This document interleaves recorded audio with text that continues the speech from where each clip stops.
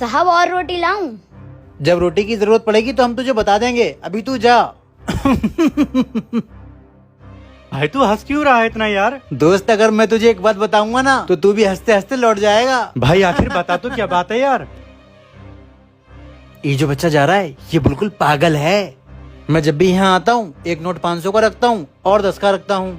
ये बच्चा 500 का नहीं उठाता है, 10 का नोट उठाता है। अरे यार सच बता, मैं भी एक बार ऐसे ही करके देखूंगा। दोस्त मैं तो तुझे लेके इसलिए आया हूँ इस रेस्टोरेंट में। मैं इस लड़के के साथ हर रोज यही गेम खेलता हूँ।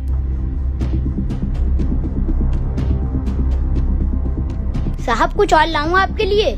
नहीं, मैंने मंगा लिया है। रोटी की जरूरत पड़ेगी तो मैं तुम्हें आवाज दे दूंगा। तो रुको जरा, सब्र करो।